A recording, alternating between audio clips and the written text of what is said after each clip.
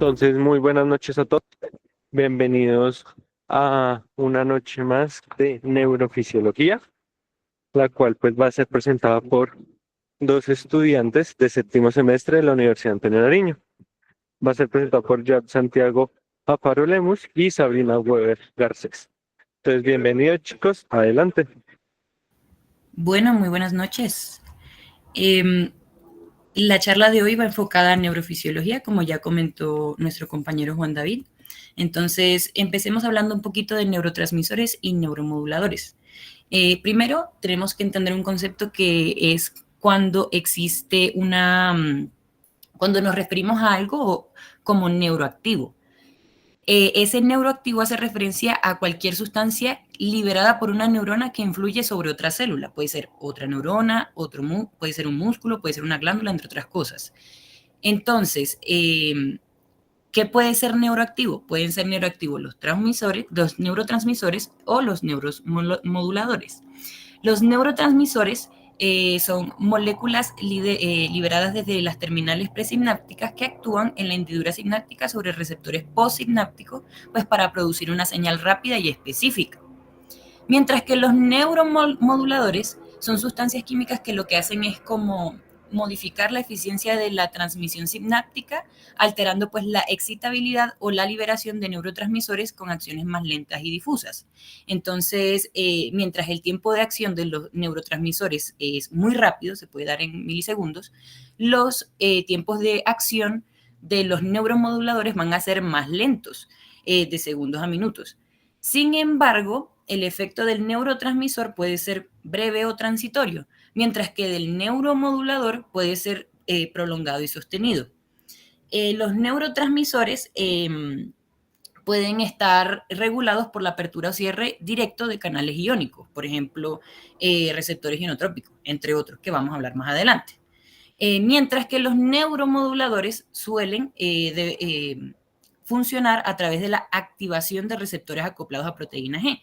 Entonces se inician como cascadas de señalización que actúan como segundos mensajeros como para dar esa señal. Luego, los neurotransmisores pueden actuar localmente en la sinapsis, es decir, ellos utilizan el espacio postsináptico inmediato, por así decirlo.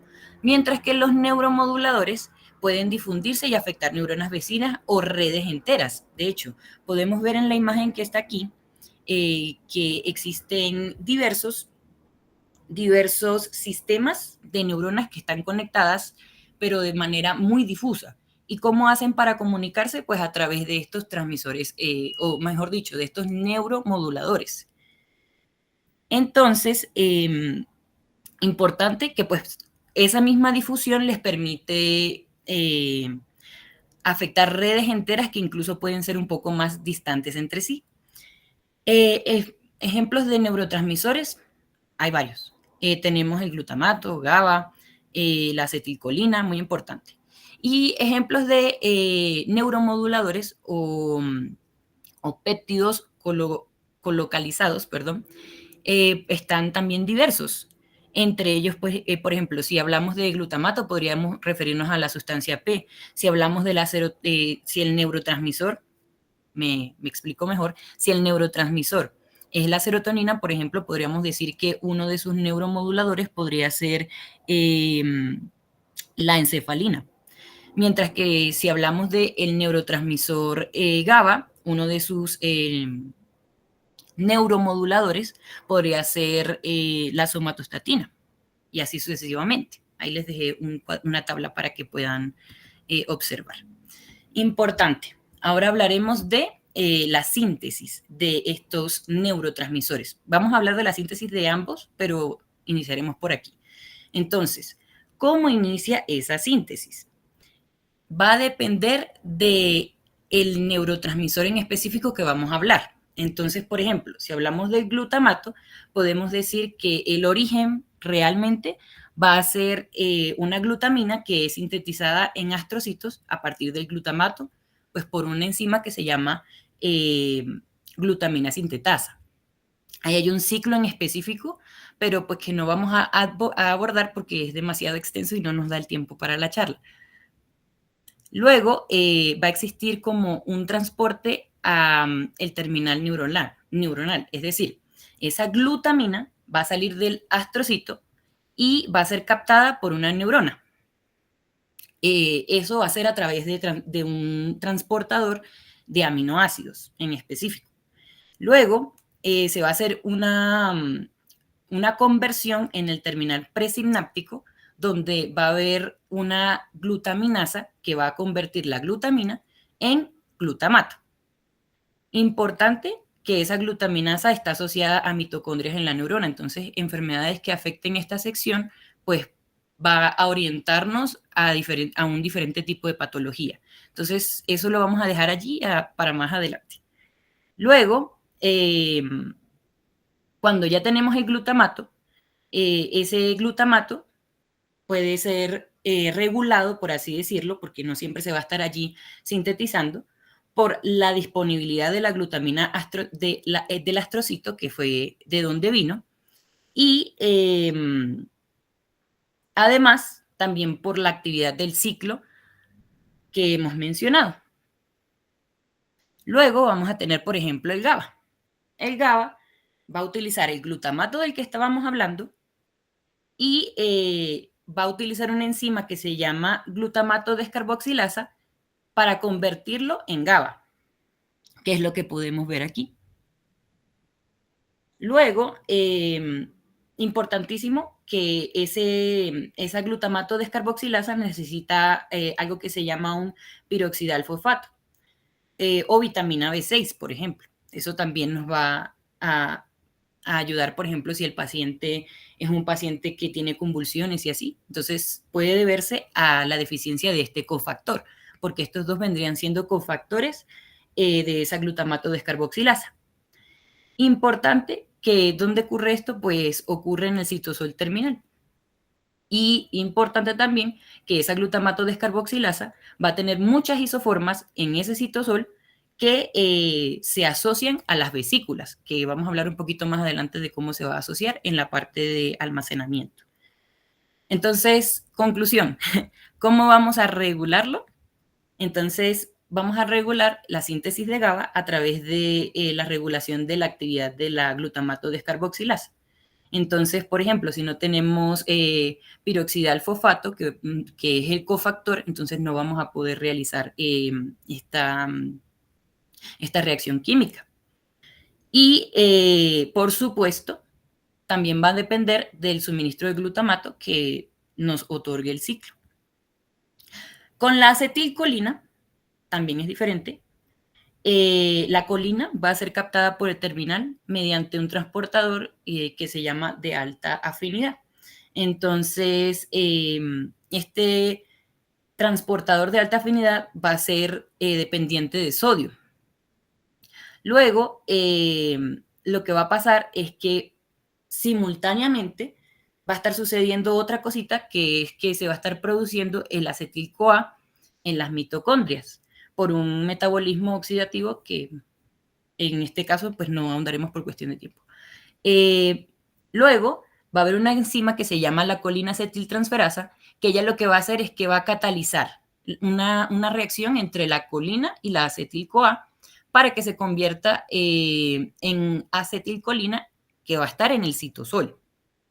Entonces, ¿qué va a regular esta reacción? Pues básicamente la captación de colina que pueda tener. Y usualmente esta puede ser muy limitante. O sea, depende de unos transportadores en específico y así sucesivamente. Las catecolaminas, perdón, entre ellas vamos a hablar de dos importantes, que son la dopamina y la noradrenalina. Entonces vamos a tener que primero tiene que haber un precursor que es la tirosina. Eso puede venir desde sangre o, por ejemplo, se puede coger la fenilalanina y convertirla en tirosina. Entonces, ese precursor debe entrar a la neurona. Luego, debe haber una enzima que se llama la tirosina oxilasa, perdón, que va a convertir esa tirosina en L-dopa. Entonces, esa tirosina hidroxilasa es algo que se llama enzima rate limiting, ¿Qué quiere decir eso? Que necesita obligado la enzima para poder hacer la conversión. Entonces, en este caso va a requerir de una enzima que se llama la tetrahidrobiopterina. Y además, va a necesitar un cofactor, que es ese, con el O2 y con el hierro. Y la que va a ser limitante va a ser la presencia de la enzima tirosina hidroxilasa. Ahí me corrijo. Luego, esa tirosina hidroxilasa va a ser regulada fuertemente por la fosforilación. Entonces, va a tener que ver con las señales de segundo mensajero que habíamos nombrado anteriormente.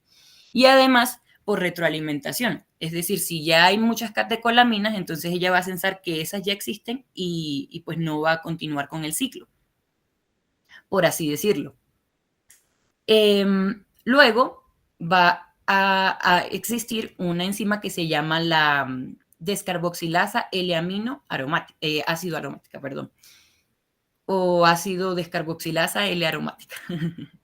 Pero bueno, ella lo que va a hacer es convertir la L-dopa en dopamina. Y importante también que requiere vitamina B6, por ejemplo. Luego, esa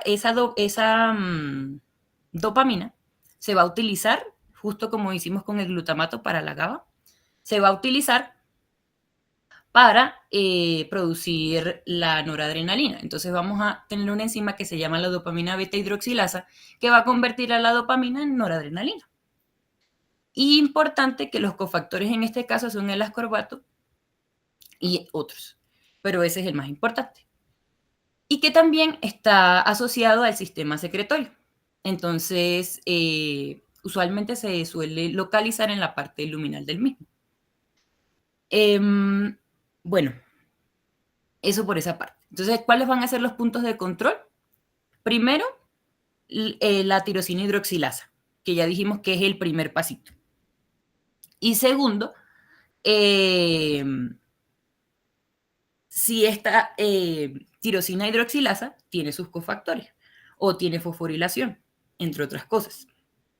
Ahora, finalmente, hablando de la serotonina, vamos a tener el precursor que va a ser triptófano. Entonces, ese va a entrar a la neurona a través de transportadores, es decir, ese triptófano suele estar a nivel plasmático. Entonces, va a ser lo que va a inducir a la síntesis. Es como, por así decirlo, es el limitante también porque si no hay el precursor, entonces no se puede realizar. Luego, tiene que haber también una enzima que se llama la triptófano hidroxilasa, que va a convertir el triptófano en 5-hidroxitriptófano, que vendría a ser esta nomenclatura que ven acá, que es 5-HT, que vendría a ser 5-HT, pero con la P al final. Y va a requerir BH4 como cofactor. Y además, que una enzima que ya habíamos hablado antes, que era la AADC, vaya a convertir ese 5-HTP en la serotonina, que es la 5-HT, que ven allí. Entonces, ¿cuál va a ser nuevamente la regulación? Pues si hay disponibilidad de triptófano en el medio. Entonces, aquí, importante, haciendo un resumen, para la mayoría pues, de las moléculas, de estas moléculas en específico que son neurotransmisores de moléculas pequeñas, lo más clave de todo va a ser las enzimas. Y esas enzimas específicamente en el terminal presináptico o en el citoplasma, por ejemplo, que son lo que van a permitir esa reposición. Que existen puntos de control que ya hemos mencionado, entonces la presencia o no de cofactores, la presencia o no de los precursores, entre otras cosas, y además que pueden haber interacción con células gliales, entonces en el caso, por ejemplo, del ciclo. Si el ciclo no sucede, entonces no se puede mantener ese ciclo astrocito-neurona, por así decirlo. Ahora, ¿cómo vamos a almacenarlos? Para almacenarlos también depende del neurotransmisor. Entonces, el glutamato, por ejemplo, que se acuerdan que habíamos dejado sintetizado en el cortisol. Eso lo tenemos que entrar a unas vesículas. Entonces, tenemos que tener unos transportadores vesiculares específicos, que en este caso pues sería este que anoté aquí, que es el V-GLUT13. Y básicamente eso lo que va a hacer es bombear el glutamato al lumen vesicular. Y luego ese transporte se va a realizar a través de un gradiente electroquímico de protones que va a ser generado por la B-ATPasa, la B-ATPasa. Y si hay una concentración muy grande de glutamato dentro de la vesícula, se va a permitir la liberación de la misma. Entonces es como que se va acumulando hasta que da la señal para poder salir. No vamos a entrar en las particularidades nuevamente por lo del tiempo. En cuanto al GABA, tenemos que el GABA que estaba en el citosol va a ser empaquetado en vesículas mediante otro transportador, por así decirlo, que se llama VGAT o VIA, también lo pueden conseguir en la literatura. Entonces va a utilizar el mismo gradiente de protones que la VATPasa para almacenar en vesículas que son de centro claro este neurotransmisor. Y cada vesícula va a contener una cantidad uniforme. La acetilcolina, ese empaquetamiento va a ser por otra enzima que se llama la B-acetilcolina. Y van viendo cómo se va repitiendo el ciclo, o sea, solo que va cambiando el transportador o algunas particularidades. Entonces, la idea es seguir esa secuencia. Entonces, por ejemplo, en las catecolaminas va a ser mediante BMAT. Importante también en ese, si tiene una particularidad que es la dopamina beta hidroxilasa. Esta enzima lo que va a hacer es convertir la dopamina en noradrenalina. Entonces, ¿se acuerdan que lo habíamos hablado hace un segundito? Entonces, básicamente esa conversión, la particularidad es que va a ocurrir dentro de la vesícula, a diferencia, por ejemplo, de otros neurotransmisores. Y siguiendo ese orden, la serotonina, por ejemplo, también se va a hacer mediante el BMAT. Entonces, nuevamente el transportador la va a meter en las vesículas y se va a concentrar gracias al gradiente de protones. Ahora vamos a hablar de la liberación de las mismas. Esa liberación la voy a explicar con este diagrama, súper chévere de Borom, que incluye un poco el empalme entre lo que hemos hablado durante la duración de la charla. Entonces, primero, las moléculas del neurotransmisor se van a empaquetar en vesículas, que es lo que estábamos hablando, con diferentes tipos de transportadores, etc. Esas se van a concentrar, como ya mencionamos, y se van a pegar, por así decirlo, en la terminal presináptica. Entonces, por ejemplo, con el glutamato, si había la concentración específica, entonces ahí era como la señal para poner el empalme. Hay cuestiones biomoleculares más específicas, pero pues lo dejaremos recomendado para neurofisiología, parte 2. Luego, esa membrana presináptica se va a despolarizar, usualmente como consecuencia de que se generara un potencial de acción o que ese potencial de acción eh, fuera, fuera un potencial de acción de variación graduada o fuera un potencial de acción que despolarizara completamente. Eso va a depender. Luego, esa despolarización va a provocar que se abran unos canales de calcio. Y esos canales de calcio que eran dependientes de voltaje, lo que van a hacer es que van a permitir que el calcio se vaya al interior de la terminal. Luego, el incremento resultante pues, de la concentración de calcio intracelular va a generar que haya una fusión entre las vesículas con la membrana presináptica. Y luego, ese transmisor va a ser liberado al espacio extracelular en cantidades, por así decirlo, cuantificadas, porque ya habíamos dicho que debía haber una concentración en específica dentro de la vesícula. Y eso lo que va a hacer es difundirse pasivamente a través de la hendidura sináptica. Luego, algunas moléculas del transmisor en específico se van a unir a los receptores de membrana postsináptica, que eso los vamos a hablar más adelante en los tipos de receptores. Y esos receptores activados van a desencadenar que hayan eventos postsinápticos.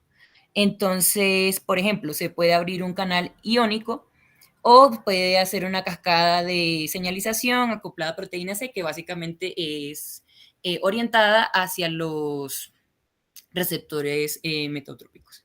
Pero bueno, las moléculas del transmisor se van a difundir alejándose pues de los receptores postsinápticos y eso finalmente se van a, por así decirlo, aclarar. Con aclarar se refiere a que pueden ser, hay dos cositas que pueden suceder con esas moléculas.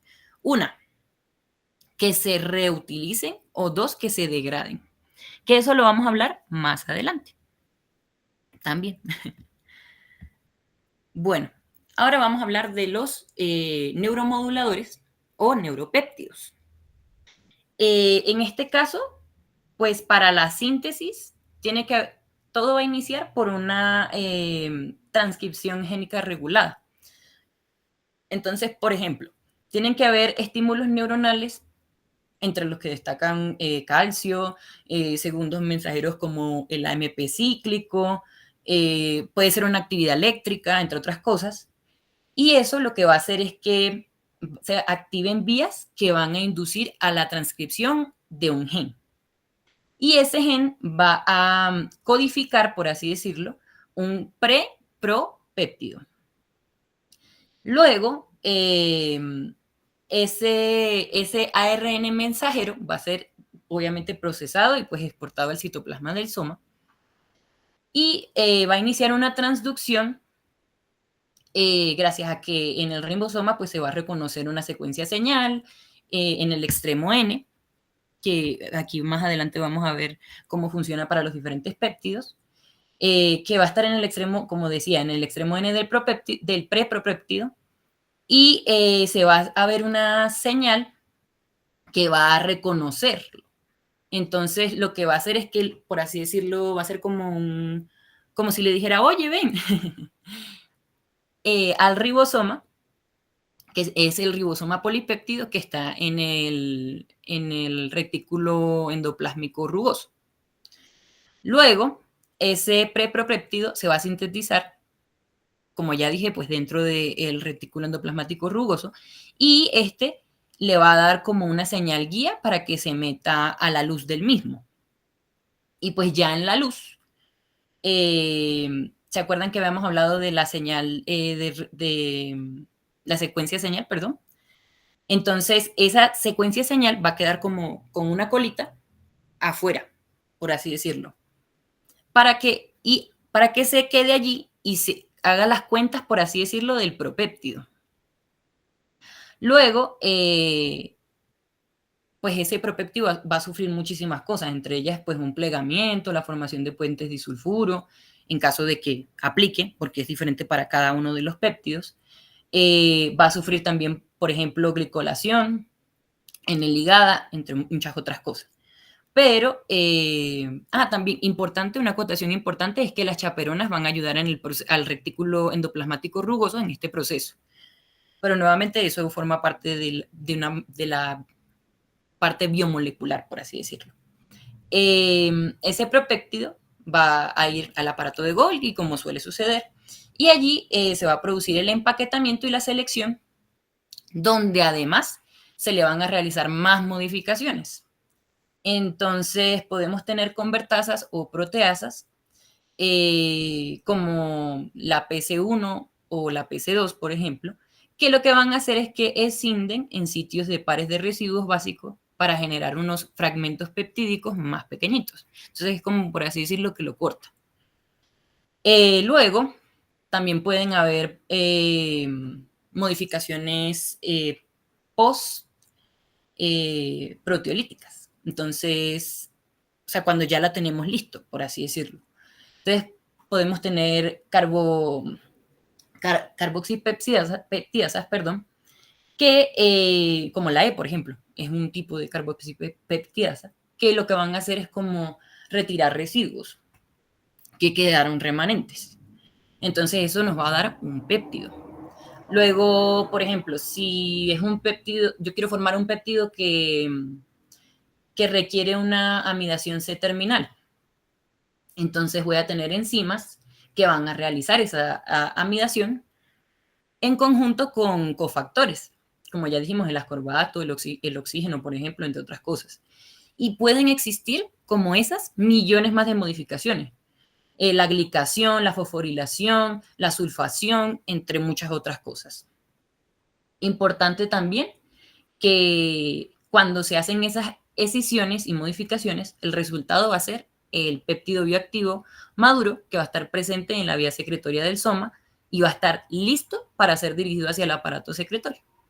Entonces, ¿cómo se va a regular? Por ejemplo, se regula a través de regular la transcripción. Es decir, si aumento patrones de actividad neuronal sostenida, o por ejemplo factores tróficos o señales intracelulares, por ejemplo el calcio, que puede activar, no sé, la vía de activación de la vía quinasa, por ejemplo, y eso me puede activar el CREP, entre muchas otras cosas. Entonces, la regulación va a estar orientada a la regulación de la transcripción o la expresión de esos prepropéptidos que mencionábamos al inicio. Si hacemos un recuento entre las diferencias entre neuromoduladores y neurotransmisores, podemos ver que en los neurotransmisores se hacía la mayoría en el terminal presináptico, mientras que si nos vamos a los neuromoduladores, vemos que la mayoría se hacía ¿dónde? Pues en el soma, en el aparato de Golgi y así, o sea, en otras zonas que no caracterizaban a la zona presináptica, que las reacciones eran diversas. Es decir, mientras que en neurotransmisores eran como más enzimático, más metabólico, que si hidroxilaciones, transferencias de acetilo, entre otras muchas cosas, perdón. Si nos vamos a los péptidos, ya es más como a la parte molecular de traducción proteica, o si le hago modificaciones posttraduccionales, entre otras cosas. Y, por ejemplo, en los neurotransmisores había una regulación rápida por disponibilidad de precursores, o por ejemplo, si no había un cofactor, y así. Mientras que en los péptidos o neuromoduladores podemos ver que la regulación nuevamente se da a nivel transcripcional o traduccional.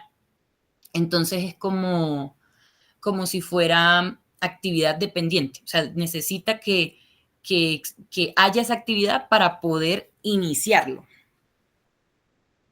No sé si me hago entender en esa parte, pero bueno.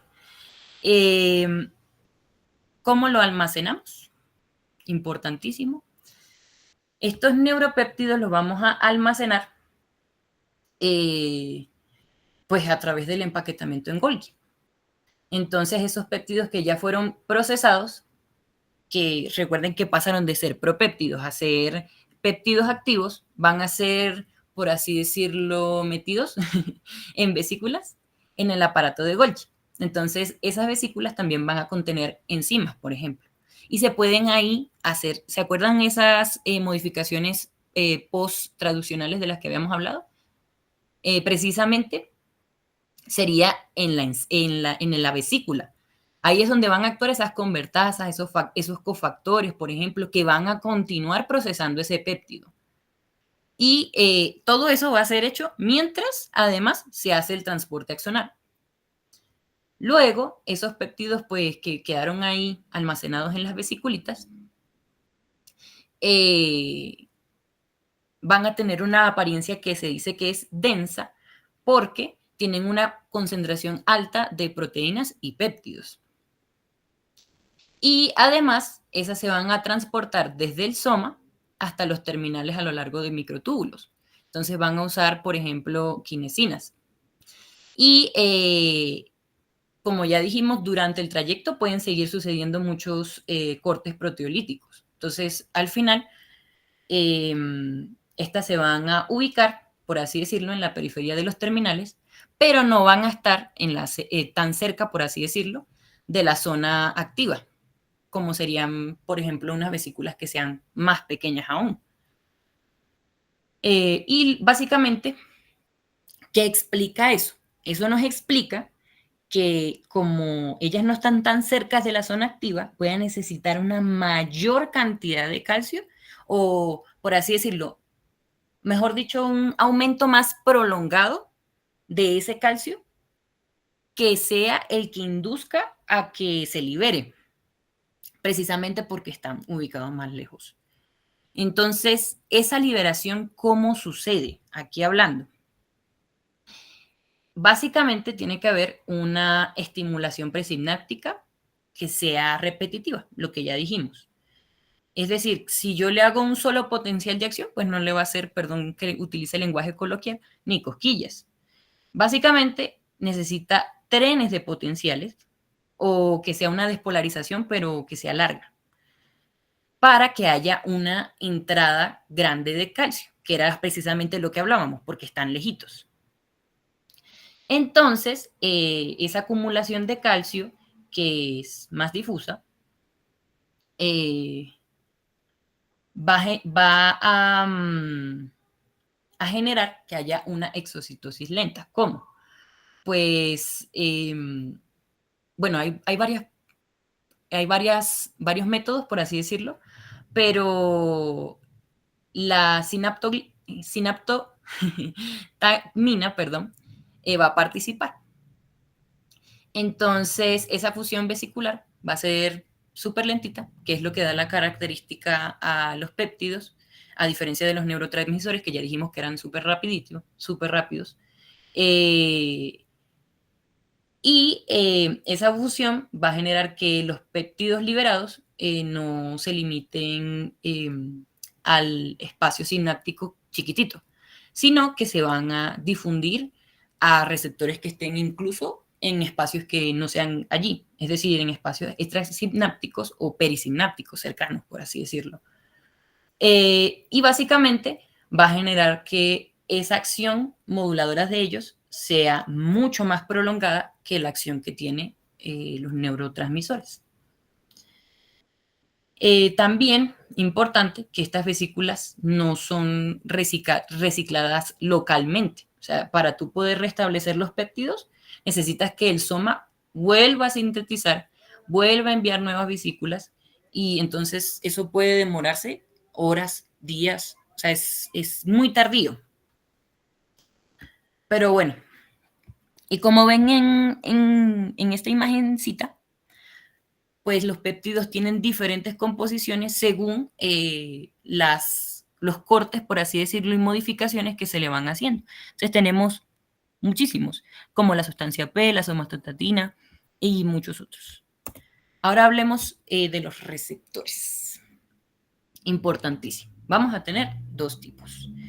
Los receptores pueden ser ionotrópicos o metaotrópicos. Entonces, los ionotrópicos van a ser complejos proteicos que van a ser como multímeros y van a generar como subunidades. Entonces, 4 o 5 subunidades y ese va a ser el multímero con el canal. Y van a formar algo que es como un porito donde van a pasar unos iones en específico. Es como, por así decirlo, una puerta que solo una persona tiene la llave. Luego, importantísimo, esa persona que va a tener la llave va a ser el neurotransmisor. Entonces, yo voy a generar un cambio que va a ser como meter la llavecita para que se abra ese canal. Luego, ese canal se abre de 1 a 2 milisegundos. O sea, es súper rápido. Pero así de rápido como se abre, pues rápido termina. Porque se disocia, una vez que yo pase, por así decirlo, por la puerta, ya eso se cierra. Entonces, solo van a permitir el paso de cositas más chiquitas, pues, por así decirlo, como si la puerta tuviera o sea, aquí utilizando una metáfora, como si la puerta tuviera una puerta más chiquita para el gato, por así decirlo. Entonces van a permitir que pase sodio, pase potasio, pase calcio, pase cloro. ¿Y por qué hay una puerta para el gato, por así decirlo? Para que se generen potenciales postsinápticos excitatorios o inhibitorios. ¿Y cuál va a ser la finalidad de estos receptores? Pues básicamente ejecutar la transmisión rápida de punto a punto, asegurando que haya una precisión temporal de la señal, o sea, que sea tú, rapidito, one shot, por así decirlo. Mientras que los metotrópicos eh, van a necesitar un proceso que es mucho más largo. Los metabotrópicos son acoplados por lo general a la proteína G, empezando por allí.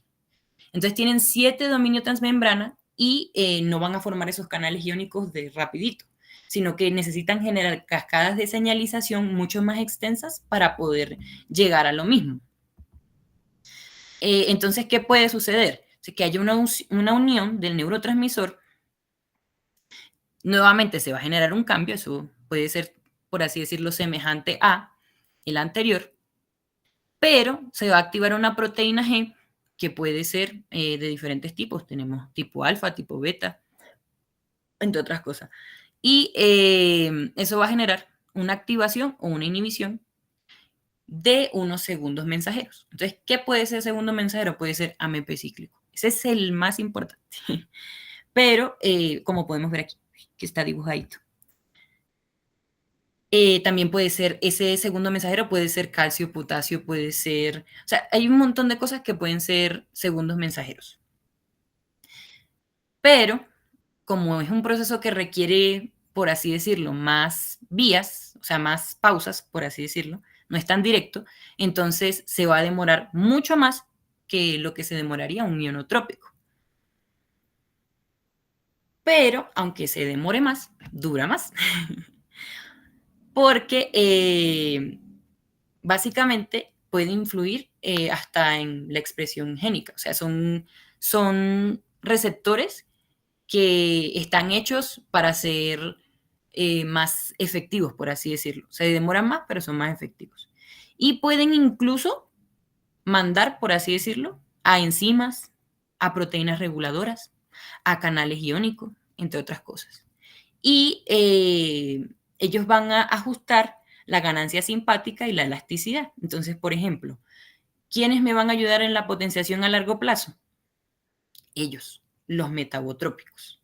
¿Quiénes me van a ayudar con la depresión a largo plazo? Pues los metabotrópicos también. Ahora, hay muchos tipos. De eso nos podemos quedar hablando el resto de tiempo de la charla. En ionotrópicos vamos a tener los del glutamato, los del GABA, por así decirlo, pero tienen su nombre. Entonces tenemos los GLU, que pueden ser del grupo 1, del grupo 2, del grupo 3, como pueden ver aquí.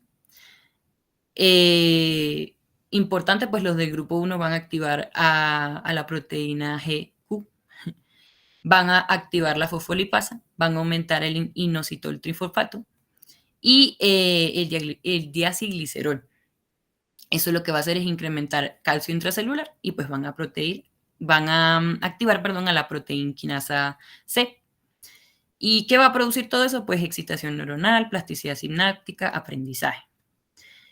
Luego, por ejemplo, los del grupo 2, que activan a la GI o inhibitoria, para que se acuerden, van a generar, valga la redundancia, ese efecto inhibitorio que nos puede servir para neuroprotección, por ejemplo.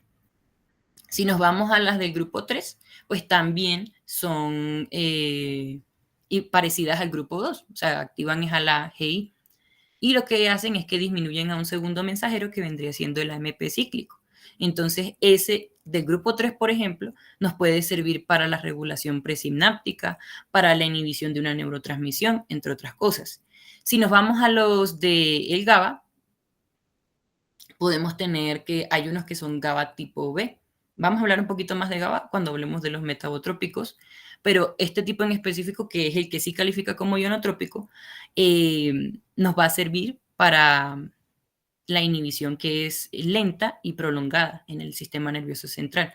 Y si se fijan de otra coincidencia, para que vayan viendo esa secuencialidad, aquí tenemos GI.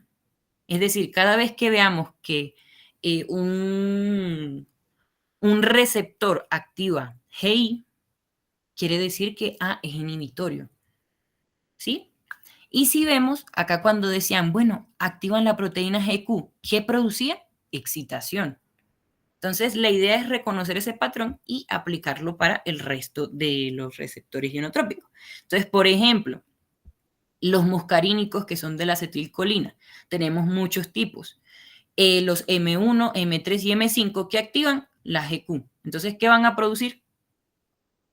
Pues algo que sea excitatorio. Entonces, por ejemplo, la contracción del músculo liso. Y así sucesivamente. Entonces, los M2 y M4 que son eh, inhibitorios, por así decirlo. ¿Por qué? Porque activan la proteína GI. Entonces, estos generan inhibición cardíaca. Y así vamos con los de la dopamina, que pueden ser de 1 y de 2. Entonces, y así sucesivamente. Bueno, a los GS también excitan, por si acaso. Bueno, también tenemos los de serotonina y los adrenérgicos. Entonces, para serotonina, ¿qué nos pueden ayudar esos receptores genotrópicos? Por ejemplo, los 5-HT1 generan que se abran canales de calcio para generar una hiperpolarización. Entonces, ahí vemos que muchas veces nos da ansiedad precisamente por ese mecanismo. Y existen fármacos enfocados en esa vía en específico también. En cuanto a los adrenérgicos, que son para la noradrenalina y la adrenalina, tenemos alfa 1, alfa 2 y beta 1, 2 y 3. Y como podemos ver, activa uno cada uno, activa diferentes tipos.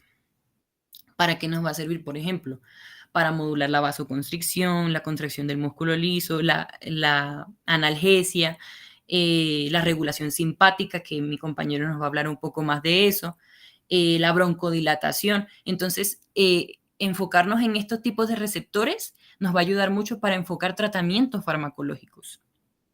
Como podemos ver, los beta 3 inducen a la lipólisis, entre muchas otras cosas. Por eso es tan importante repasar este tema.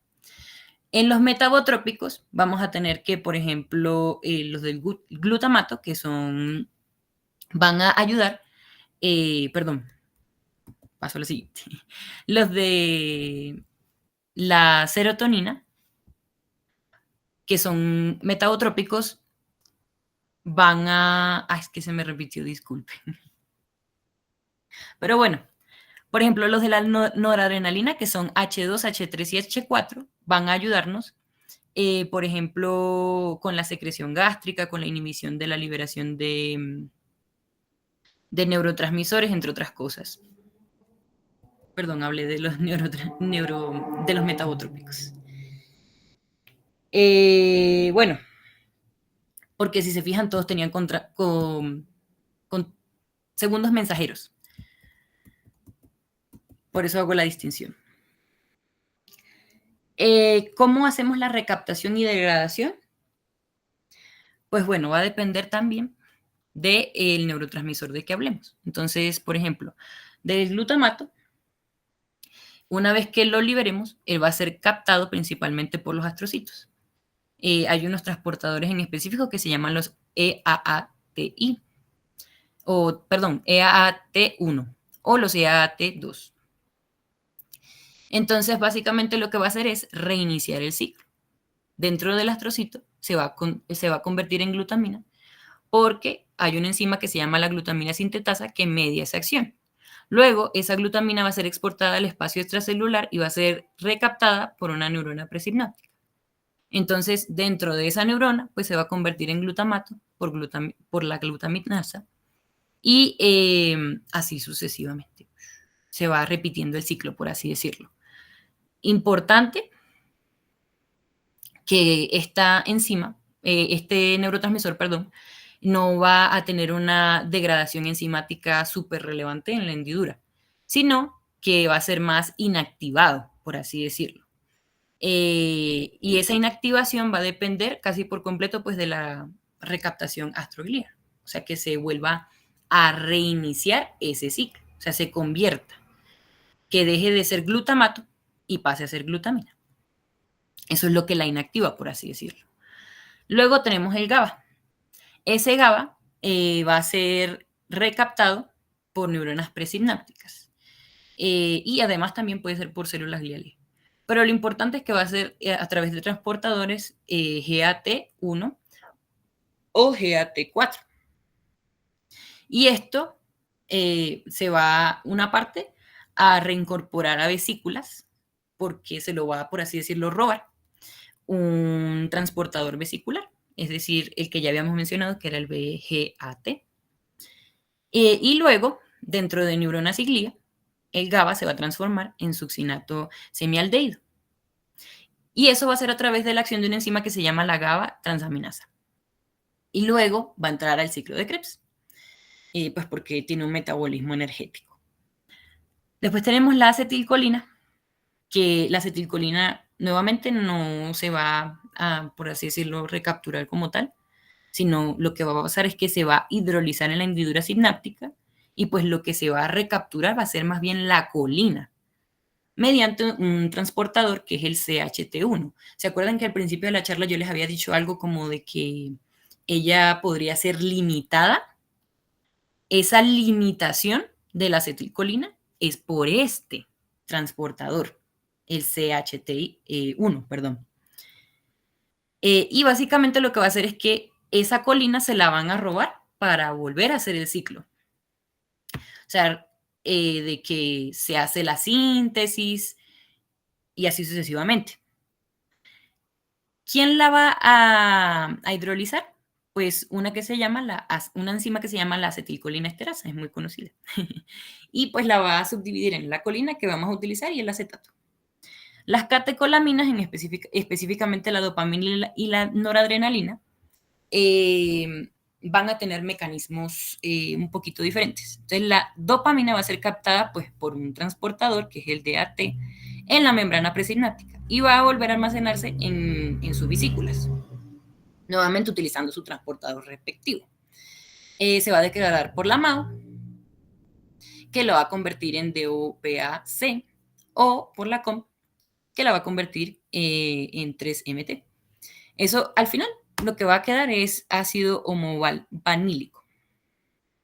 Y la noradrenalina se va a recaptar por un transportador NET en la terminal presináptica. Entonces, bueno, importante que parte de esa recaptación puede ser también por células gliales. Entonces va a tener como la parte que se va a la terminal presináptica y la parte que se la roban las celulitas gliales. Después se va a degradar por la MAD y GLACOM. Y va a generar ácido, pero esta vez va a ser vanil madélico, perdón.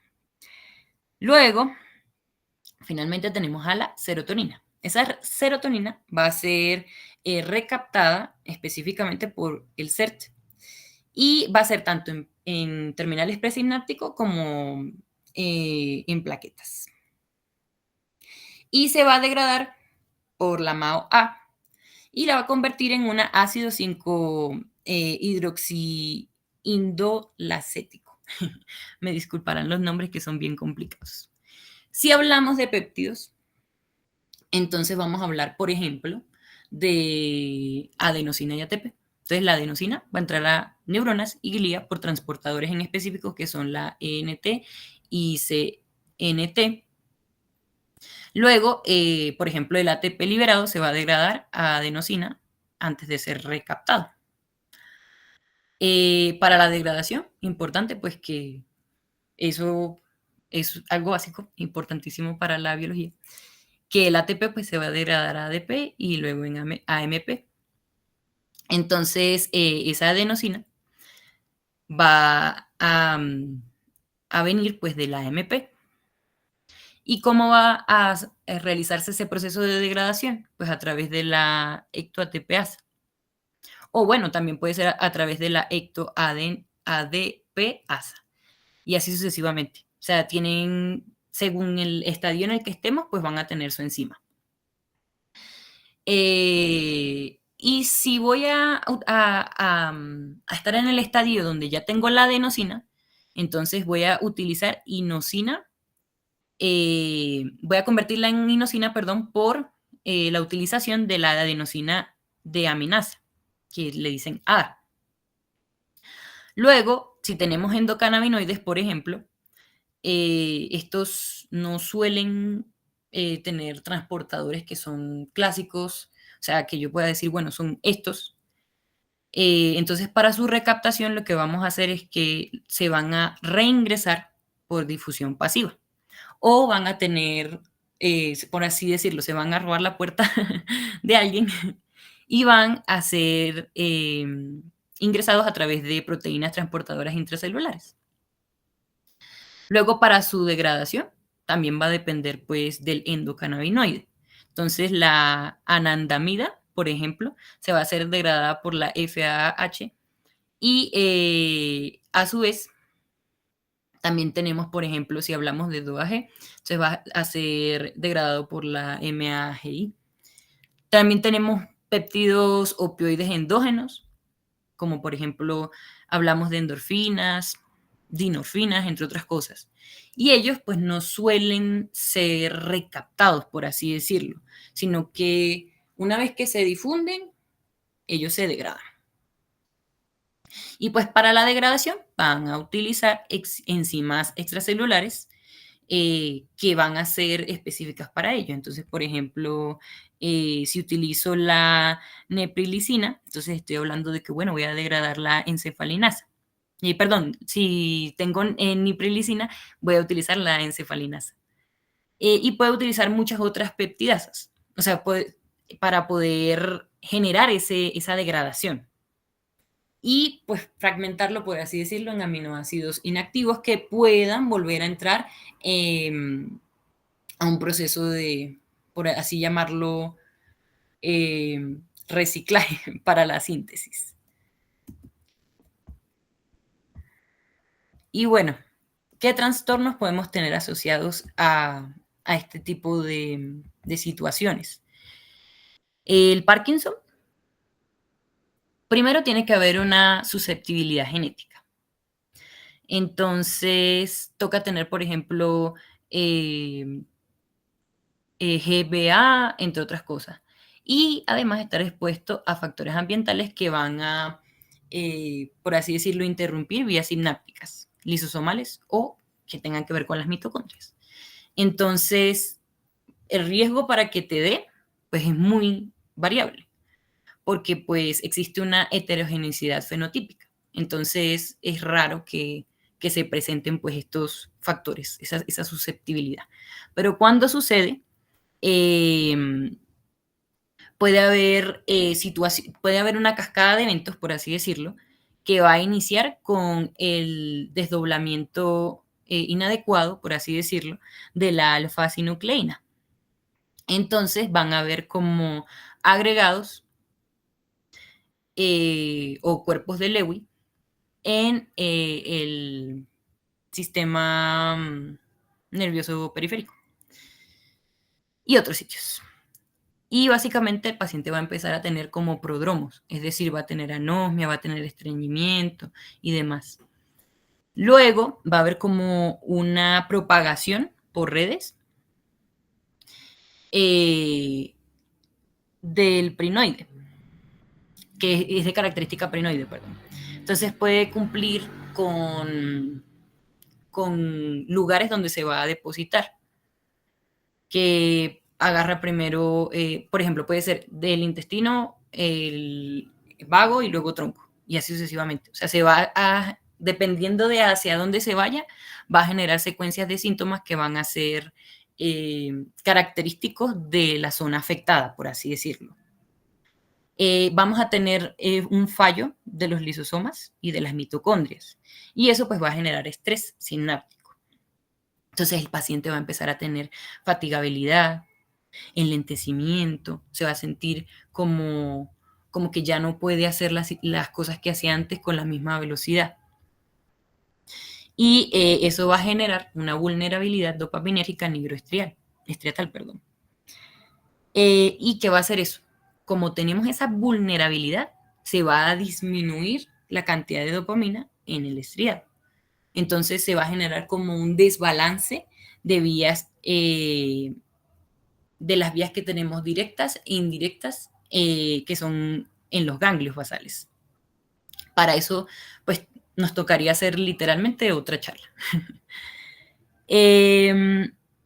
Y suele haber bradicinesia, que eso es el signo cardinal o el más significativo, el más llamativo, por así decirlo, del Parkinson. Luego empieza a haber una hiperactividad del núcleo subtalámico y va a haber una salida inhibitoria cortical, perdón.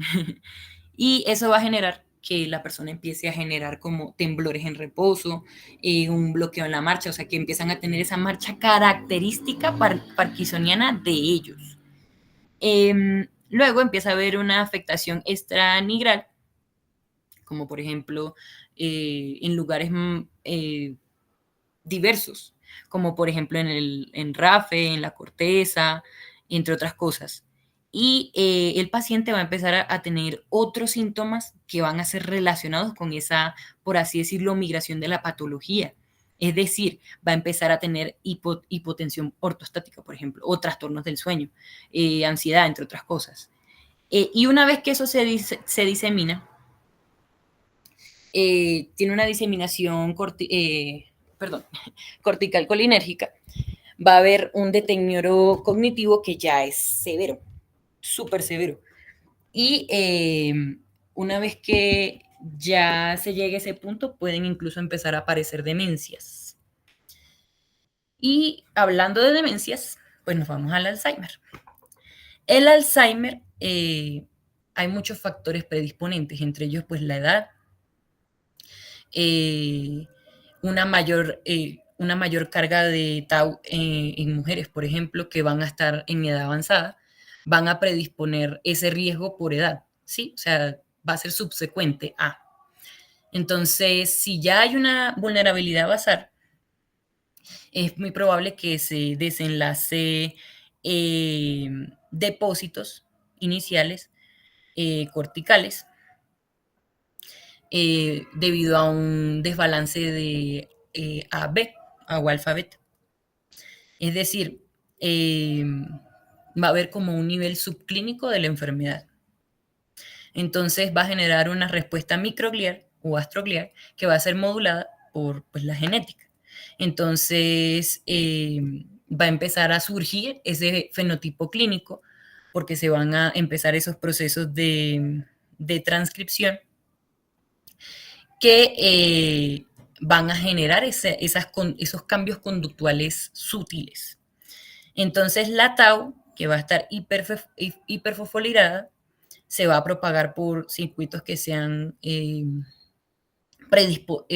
predispuestos a ello, como por ejemplo del hipocampo a la corteza. Entonces va a empezar la persona a tener amnesia, va a tener problemas visoespaciales, o sea, no va a poder generar funciones a veces ejecutivas. Y luego, cuando ya tenemos una pérdida de daño sináptico, va a haber como un deterioro cognitivo mucho, mucho peor. Entonces, la persona va a empezar a tener disminución de la memoria episódica y del aprendizaje. Luego, va a haber una disfunción a nivel de la mitocondria. Entonces, esa disfunción en la mitocondria y en redes subsecuentes puede generar una afectación triple B glimpáptica. Y básicamente eso va a generar que la persona sea más lenta, que esté desorientada, que sea muy fluctuante, irritable, por eso vemos a los pacientes de esa forma. Y van a haber biomarcadores en específico en líquido cefalorraquídeo, por ejemplo, o a través de un PET, que van a ser característicos del Alzheimer. Entonces, por eso es que lo podemos evidenciar. Y una vez que tengamos la confirmación, pues ya podemos estratificar al paciente. Y si esa estratificación nos da que el paciente tiene una degeneración cortical extensa, pues la demencia O sea, puede ser mucho más grave. Puede generar una dependencia funcional, puede tener que ser derivado a neuropsiquiatría porque tiene psicosis y demás cositas que hablábamos que ellos empezaban a ser fluctuantes. Cuando hablamos de depresión, específicamente a través de un enfoque serotoninérgico, eh, bueno, primero tenemos una predisposición genética y ambiental. Eso porque si sometemos a la persona a un estrés crónico, es muy probable que haya disfunciones en los ejes y sobre todo en las redes límbico-prefrontales. Entonces, las personas van a tener como esa predisposición a estar bajitas de ánimos, a tener ansiedad, pues porque el ambiente en el que del que ellos se rodean les propicia ese tipo de estado. Por ejemplo, pacientes que tienen familias que son disfuncionales y crecen toda la vida en ellas, por ejemplo, suelen tener esta predisposición. Luego va a haber una disminución pues del tono de la 5-HT que ya hablamos, sináptico. Entonces, eso va a ser afectando tanto en su liberación como en su recaptación. Y eso puede ser, mejor dicho, en amígdala, por ejemplo, que es la que suele encargarse de procesar este tipo de situaciones, el hipocampo, entre otras cosas. Entonces la persona va a empezar a tener una tristeza que no se le quita o que siempre se siente como igual, por así decirlo. Luego, eso ya va a empezar a generar cambios fisiológicos en los receptores que ya hablamos, por ejemplo, el 5-HT1A. Y eso va a generar ajustes postsinápticos. Entonces, la persona va a tener enlentecimiento psicomotor, se va a sentir agitada, perdón. Además, va a disminuir la plasticidad sináptica. Entonces, la persona va a tener circuitos que después de esas alteraciones no van a poder buscar otra forma de funcionar, por así decirlo. Entonces, la persona va a tener dificultad para aprender cosas nuevas, por ejemplo, o para mantenerse, mantenerse como orientada en una sola cosa, sino que se va a distraer más fácilmente. Luego va a tener una interacción con circuitos de recompensa, por ejemplo. Entonces eso va a generar que la persona tenga cambios del apetito o que, por ejemplo, tenga temporadas donde duerme muchísimo y otras temporadas donde no puede dormir. Además, van a haber cambios de conectividad. Entonces, la persona puede sentir en algún momento culpa, desesperanza, ideación de muerte. Entonces, ahí ya se empieza como a agravar. Y pues eso va a depender también de una respuesta terapéutica, que lo que se busca siempre es modular la 5-HT, que es precisamente la que se disminuyó el tono al principio. Y pues eso es lo que puede generar a lo largo del tiempo, pues es la neuroplasticidad. O sea, intervenir en ese momento nos permite recuperar, por así decirlo, lo que ya habíamos perdido. Pero es muy difícil que se logre esa eh, remisión de forma instantánea. O sea, tiene que ser gradual porque la neuroplasticidad no es algo que yo pueda decidir hacer de un día para el otro. Bueno, ahora los dejo con mis compañeros. Disculpe, me demoré un montón. ¿Qué tal? Buenas noches. Bueno, empecemos con la división simpática y parasimpática. Entonces, el sistema autónomo pues tiene estas dos ramas. Todos sabemos que el simpático es de lucha o huida. Y entonces, ¿qué hace esto? Nos aumenta la frecuencia cardíaca, dilatando bronquios y moviliza energía para la acción. Mientras que el parasimpático es el de reposo y la digestión. Entonces, disminuye la frecuencia cardíaca y estimula la digestión. Nos promueve la recuperación, no actuar por separado, sino que es como un equilibrio dinámico, ajustando la respuesta del cuerpo según lo que necesita. Sorry, puedes pasar a la siguiente diapositiva, por favor. Entonces, voy a comenzar con la división simpática. Las neuronas preganglionarias simpáticas tienen sus cuerpos neuronales. Sí, Olga. Hola chicos, buenas noches, ¿cómo están? Soy la doctora Daniela, es mi primer nombre. Ah, Antes de continuar a simpático y parasimpático, como para complementar para los chicos que están, el tema molecular va a ser un poquito denso porque uno se le dificulta aprenderse los nombres de los receptores, como tantos genes, tantas cosas, puede ser una lista un poco extensa para los chicos, como para que se lleven idea de por qué es importante saber esto, por qué es importante saber que existe, es porque de ahí nos basamos para, además de la fisiopatología de las enfermedades, como lo nombró por encima Sabri con Parkinson, Alzheimer y depresión, es que también es importante reconocer esos receptores porque ahí es donde nosotros manejamos farmacológicamente. Entonces, cuando Sabri nombraba los receptores inotrópicos y metabotrópicos del glutamato, entendemos por qué se utiliza memantina para el Alzheimer, pues porque es un bloqueador un receptor NMDA de glutamato que es ionotrópico, entonces pues ahí como que bloqueó esa liberación glutamatérgica. Entonces, así funciona con varias patologías. En el caso de los inhibidores de la MAO, que se utilizan para el Parkinson, los utilizamos porque al bloquear la MAO permite mayor liberación de dopamina en la hendidura sináptica, puede generar más acción y hay como mayor efecto. Entonces, como para que, algo como por encima, porque lo vemos más adelante cuando vemos patologías, pero es para que los chicos que están recibiendo la charla, como que no quede algo de que esto sí sirve, de que de verdad revisar este tema molecular, de por qué es importante saber la fisiopatología y los receptores que están relacionados con los neurotransmisores.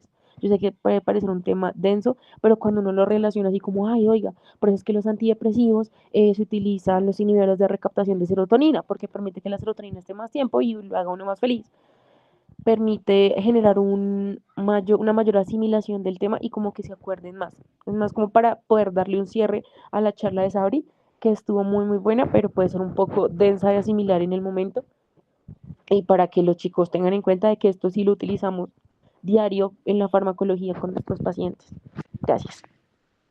Y complementando, de hecho, el súper buen aporte de la doctora Daniela, de hecho yo les mencionaba que hasta podemos pensar en el origen de diferentes situaciones sistémicas que puede presentar el paciente, porque quién diría, por ejemplo, que si falta el B6, entonces voy a decir, bueno, si falta B6 hay menos GABA, hay menos GABA, entonces voy a aumentar la excitabilidad. Entonces, si aumento la excitabilidad, ¿qué puedo producir? Por ejemplo, convulsiones. Entonces es como remitirse, o sea, a el manejo farmacológico de por qué o sea, por qué lo trato. Ah, porque existe una patología que se genera por una interrupción de algún tipo de alguna fase o algún momento del ciclo. Entonces, es como, sé que es denso y es, o sea, puede ser como difícil de amañarse porque hasta los nombres son bien complejos. Incluso cuando uno los lee varias veces toca acostumbrarse. Pero es una invitación de verdad muy cordial a que leamos un poquito al respecto. gracias, Docs. Voy a seguir. Entonces, como les decía, pues voy a empezar con lo simpático. Tenemos que tener en cuenta que las neuronas preganglionares simpáticas tienen sus cuerpos neuronales directamente en la médula espinal, específicamente en la región torácico-lumbar. Esta se extiende desde el segmento T1 hasta L2. Significa que el sistema simpático nace únicamente en esta franja de la médula, a diferencia del parasimpático, que tenemos muy bien en cuenta que se origina en otras regiones. El axón de la neurona preganglionar sale por la raíz anterior de la médula y súper rápidamente hace sinapsis en un ganglio, como se puede apreciar en la imagen. Esa sinapsis puede ocurrir en la cadena paravertebral simpática que, que se ubica paralela a la médula o bien en ganglios paravertebrales, situados más como hacia el abdomen. Em, la neurona preganglionar libera acetilcolina, como ya lo había comentado Sabrina. Esa acetilcolina se une a receptores nicotínicos neuronales que se encuentran en la membrana de la neurona postganglionar. Entonces, una vez activada la neurona postganglionar simpática, llega hasta el órgano efector o órgano blanco, como le quieran decir, y en la gran mayoría de los casos libera norepinefrina. Entonces, la norepinefrina actúa sobre los receptores adrenérgicos alfa y beta de los tejidos efectores. Entonces, existen dos como excepciones que son siempre muy clásicas. La primera son las glándulas sudoríparas encrinas, ya que la neurona postganglionar simpática libera acetilcolina, que se une a los receptores muscarínicos en la piel, y la segunda excepción también es la médula suprarrenal. En este caso, pues la fibra preganglionar simpática lleva directamente a las células cromáfines que son equivalentes, perdón, a neuronas postganglionares modificadas. Entonces, estas células cuando reciben la acetilcolina preganglionar secretan adrenalina y en menor cantidad, perdón. Y la norepinefrina se produce en menor cantidad directamente a la sangre. ¿Puedes pasar a la siguiente diapo, porfa? Ahora, la división parasimpática. A diferencia del simpático, el parasimpático tiene dos orígenes anatómicos. Uno es craneal y otro es sacro. En el origen craneal participan varios pares craneales: el nervio oculomotor, el facial, glosofaringeo y el vago. Bien marcado ese vago ahí, escúchenlo. En el origen del sacro, las fibras surgen de los segmentos S2 a la S4 de la médula espinal. Las fibras preganglionares parasimpáticas viajan largas distancias hasta llegar a un ganglio que suele estar muy cerca o casi adentro del órgano que inervan. Allí la neurona preganglionar libera acetilcolina, que se une a los receptores nicotínicos neuronales de la neurona postganglionar. Luego la neurona postganglionar libera nuevamente acetilcolina, pero ahora esta actúa sobre receptores muscarínicos en las células efectoras. Dependiendo del subtipo de receptor muscarínico, el efecto va a ser distinto. Digamos, ¿qué les doy de ejemplo? Cuando la acetilcolina se une a los receptores M3, en el músculo liso se produce un aumento de calcio intracelular que genera contracción, como en la vejiga o en el tracto gastrointestinal. No sé si me haga entender.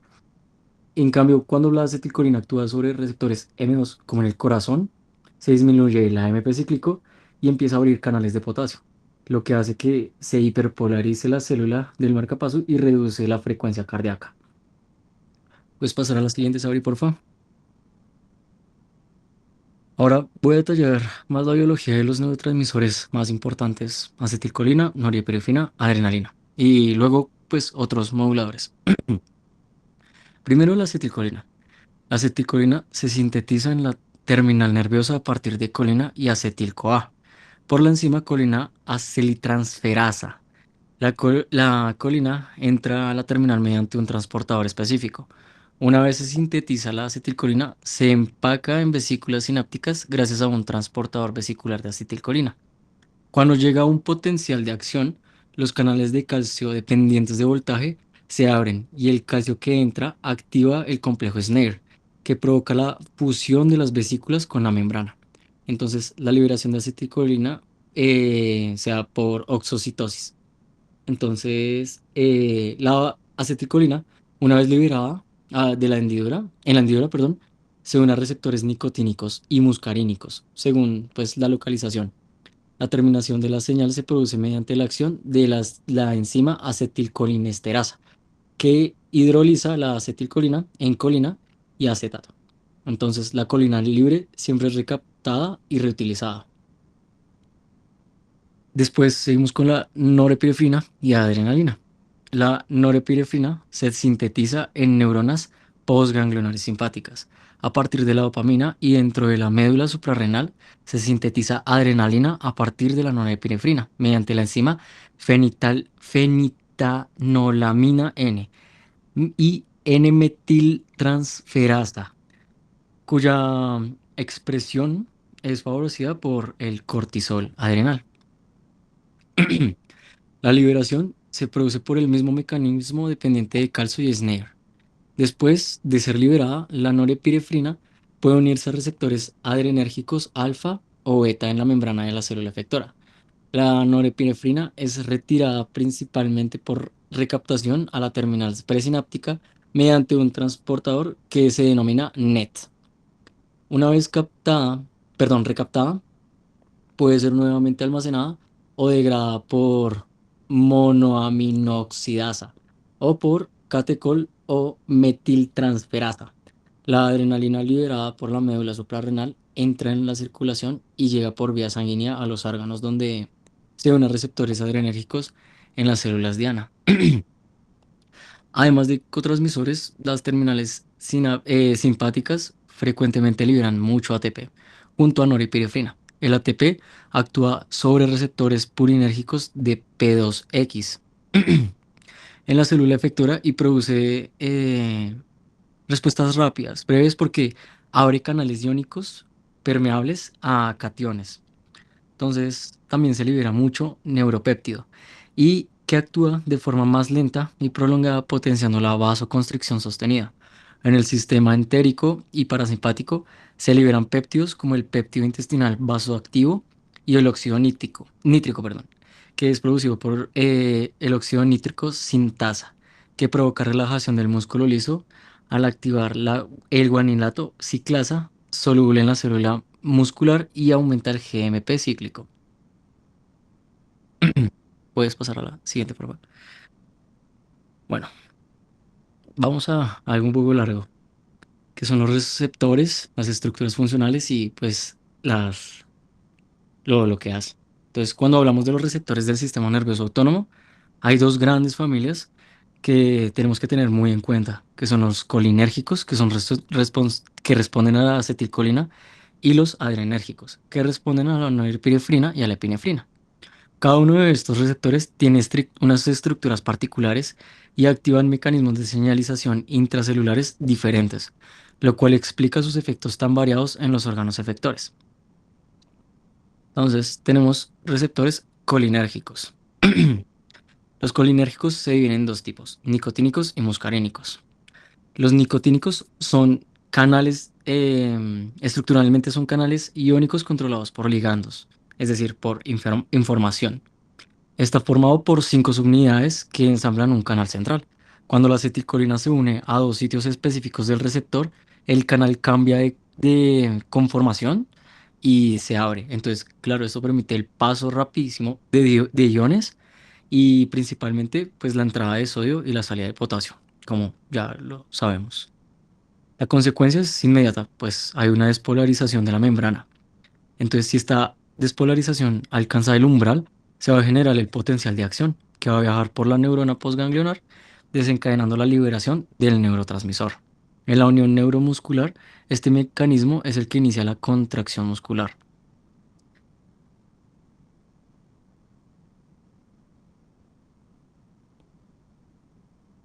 Ah, sí, sí, sí, perdón, se me había olvidado comentarles que la epinefrina es la misma noradrenalina, perdón, discúlpenme. Adrenalina, adrenalina. Adrenalina es Epinefrina, El corrector se me fue con la epinefrina, de Nora, pero es adrenalina, adrenalina. adrenalina. Lo siento, lo siento. Los nervios. Entonces, un aspecto importante es que estos receptores pueden desensibilizarse. Digamos, si la acetilcolina permanece demasiado tiempo unida al canal, entonces deja de responder. Y si se pierde la capacidad de seguir generando, y así pierde la capacidad de generar pues potenciales de acción. Y pues esto explica fenómenos como el bloqueo en intoxicación por nicotina ah, o la acción de algunos anestésicos. Se van por ese lado. Después, los receptores muscarínicos. Estos ya son muy distintos porque no son canales iónicos, sino son receptores acoplados a proteínas G. Existen varios subtipos, pero los más relevantes siempre son el M1, M2, M3. El receptor M1 está presente en las neuronas del sistema nervioso central y plexos entéricos. Se acoplan a proteínas G, GQ específicamente, cuando la acetilcolina lo activa, perdón. Este estimula la enzima fosfolipasa C, que rompe una molécula de fosfatidilinositol biofosfato en cuestión de ¿qué? Dos segundos mensajeros. Inositol trifosfato y diacilglicerol. El IP3, o sea, el inositol trifosfato, difunde hasta el retículo endoplasmático y empieza a abrir los canales de calcio, aumentando el calcio intracelular y el calcio junto al DAG, o sea, el diacilglicerol, activa proteínas quinasas y desencadenan fenómenos de excitación neuronal o secreciones en glándulas. Los receptores M2 son más típicos del corazón. Se acoplan a proteínas GI. Y aquí la señal ya es distinta, porque se...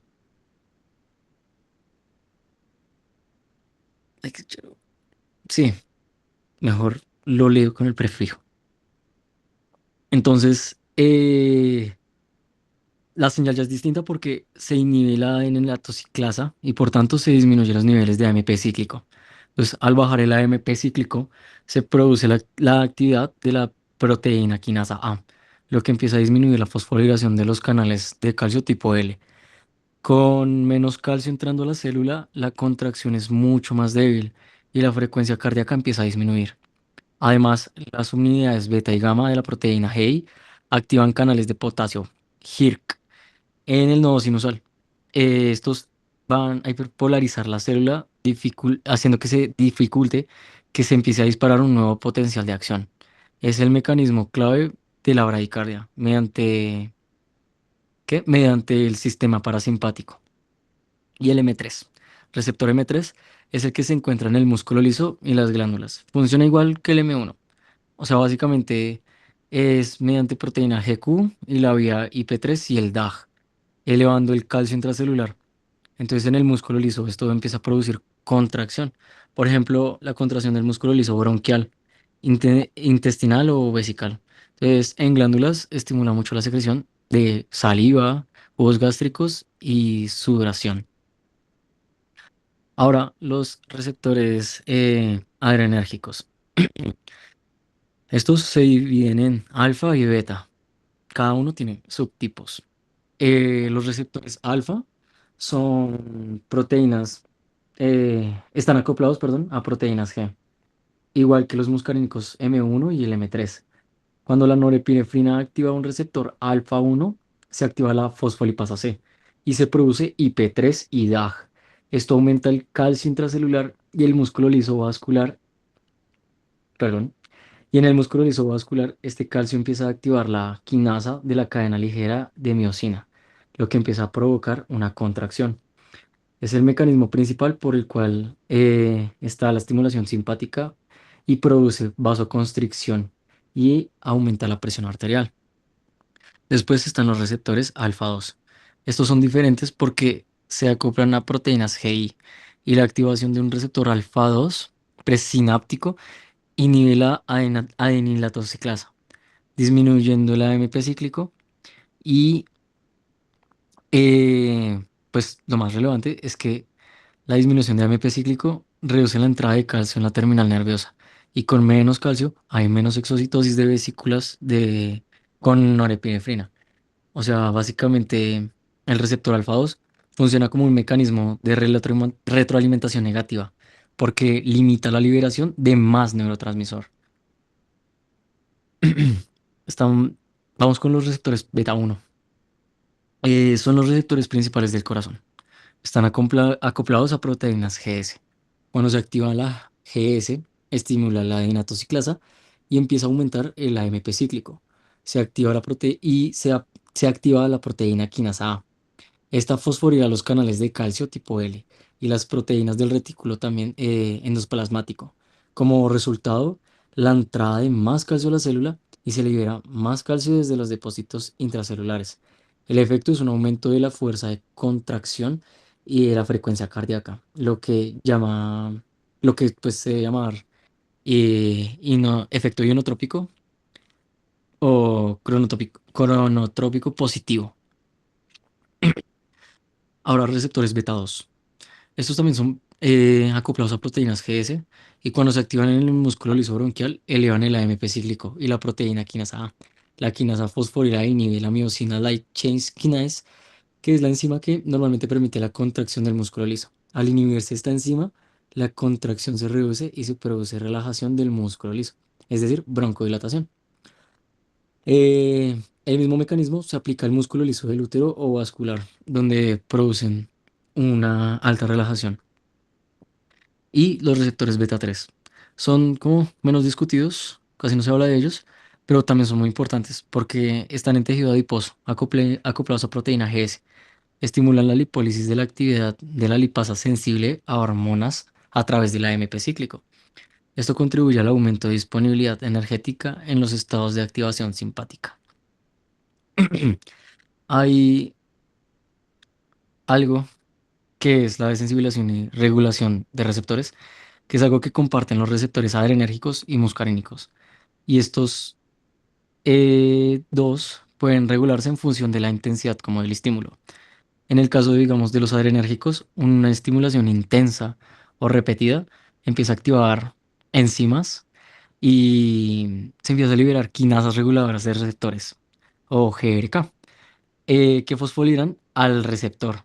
Esto facilita la unión de la proteína arrestina beta, que bloquea la señal y favorece la internalización del receptor en la vesícula. Ese mecanismo explica la taquifilaxia a agonistas beta-2, como el salbutamol en pacientes con asma cuando lo usan de manera muy frecuente. Por el lado parasimpático, también hay una gran regulación. Una exposición sostenida a acetilcolina puede llevar a la desensibilización de los receptores nicotínicos a cambios en la expresión de receptores muscarínicos. Me gustaría continuar con la charla, sin embargo, creo que los temas que siguen como regulación de frecuencia cardíaca y básicamente ya sistema entérico y todo lo que hace es un poco más complejo y daría para una segunda charla. Entonces,